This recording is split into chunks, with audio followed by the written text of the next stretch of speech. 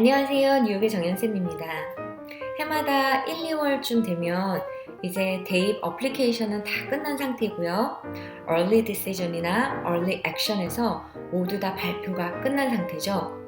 그래서 많은 학생들이 정말 원했던 학교에 들어가면 너무나 기쁜 기간이기도 하지만 그렇지 못한 경우에는 Regular Decision을 기다리면서 조바심이 나는 그런 기간이기도 하고요. 아니면 내가 진짜 좋아하는 학교에 웨이팅 리스트에 걸린 학생들은 너무나 안타깝잖아요. 이런 학생들을 위해서 이번 영상을 한번 준비해 보았습니다. 대학교에서 deferred 학생들이란 뜻은 일단 early action이나 early decision에 어플리케이션을 낸 학생들 중에서 합격이 되지는 못했지만 이 다음에 regular application 낸 학생들이랑 같이 다시 심사가 되는 그런 학생들을 deferred 학생들이라고 해요. 그래서 일단은 deferred 학생들은 flat out rejection을 당했다고 말은 할 수 없지만 early decision이나 early action에서 합격되지 못한 학생들이고요. 또한 그와 마찬가지로 regular application에서 합격이 되지 못했지만 그래도 wait list에 들어간 학생들이 있죠. 그래서 학교마다 정말 합격하고 싶은데 조금 모자란 학생들, 그런 학생들을 웨이트리스트에 일단은 두고 학교에서 합격 발표를 한 다음에 학생들이 다른 학교에 가겠다 이런 경우에는 이제 웨이트리스트에다 학생들을 한 명씩 더 애드하기 시작하는 거죠. 그래서 이 두 경우 다 학교에서 완전히 리젝트 한 것이라고 보기는 어렵지만 그래도 일단 합격이 되지는 않은 경우라고 볼 수 있겠습니다. 첫째로 학생이 알아야 되는 건 나의 찬스를 알아야 돼요. 그래서 내가 디퍼가 됐다거나 웨이트리스트가 됐을 때 도대체 나는 순위가 어느 정도 되어 있는지, 그리고 이 학교에서 웨이트리스트라든지 디퍼가 됐을 경우에는 다시 받아줄 그런 퍼센티지가 얼마 정도 되는지 이런 거를 알아보시면 참 좋은데요.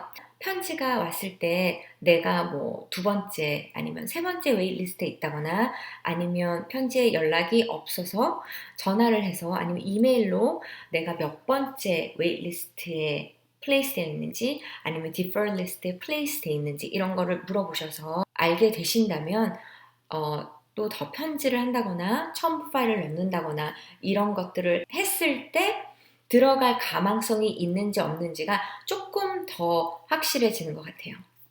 보통 스테이트 학교 같은 경우에는 많이는 20%까지도 웨이리스트에서 학생들을 받아준다고 하니까요. 엑스트라 노력을 하셔서 웨이리스트에 들어간 학생들은 이런 리젝트 디시전을 오버턴 할 기회가 더 많다고 생각하시면 되겠지만요. 탑 아이비리그 학교 같은 경우에는 이런 디퍼 됐거나 웨이리스트에 있는 학생들 중에서 받는 경우가 10%도 안 된다고 하니까 사실 굉장히 어려운 찬스를 놓고 내가 노력을 하고 있다는 거를 생각하시면 되겠습니다. 일단은 defer 된 학생 같은 경우에는 early action이나 early decision에 어플라이를 해서 합격되지 않고 그렇다고 완전히 불합격을 받은 것이 아니기 때문에 이런 경우에는 아직까지 regular decision이 결정되기 전에 할 수 있는 액션들이 있어요.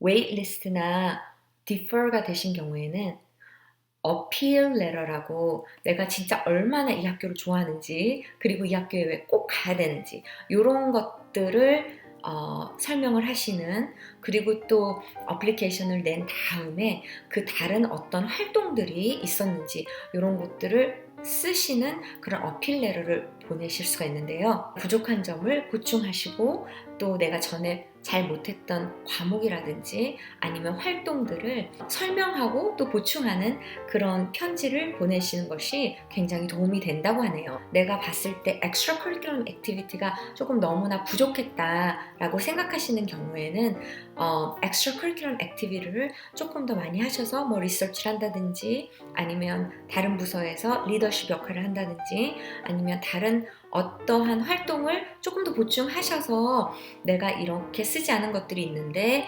이런 뭐 엑스트라 커리큘럼을 더 했고 또한 이 학교에 더 맞는 이런 활동도 많이 했고 이런 것들을 학교에 맞춰서 이 학교의 특징이 이렇고 나는 이런 활동을 했고 또한 나의 장기가 이렇고 이렇게 맞추어서 쓰시면 그것이 도움이 많이 된다고 해요.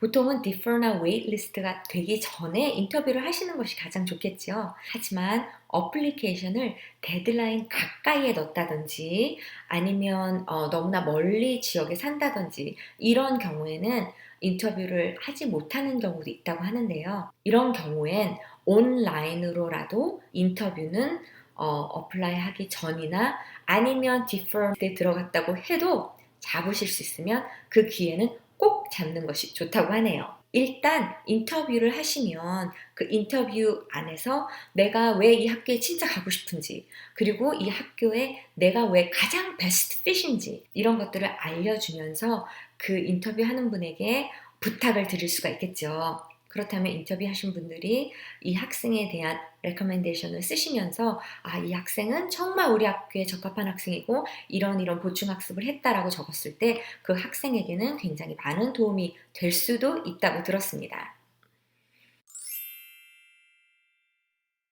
그리고 어플리케이션에서 내가 조금이라도 잘못한 것들이 있다면 예를 들어서 에세이를 못 쓴 경우에는 에세이를 다시 써서 보내는 경우도 있고요.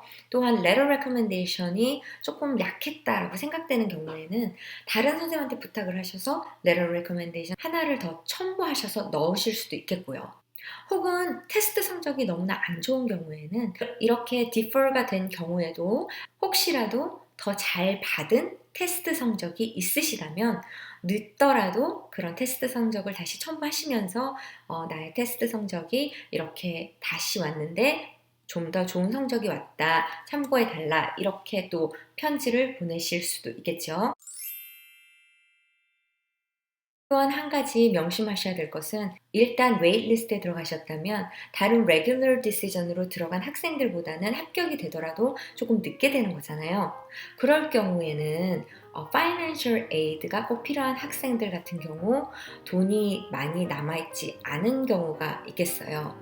그래서 파이낸셜 에이드가 많이 필요하시다거나 이런 경우에는 웨이트리스트가 합격이 된 경우에도 파이낸셜 리즌으로 학교에 가시지 못할 경우도 생길 수 있으니까 이런 것들 염두에 두시고요. 또한 웨이트리스트에 있으시다면 학교에서 언제라도 연락이 와서 다시 들어오라는 연락이 올 수도 있기 때문에 항상 이메일이나 이런 커뮤니케이션 체크업하는 거 잊지 마시고 꼭꼭 자주자주 해주셔야 됩니다.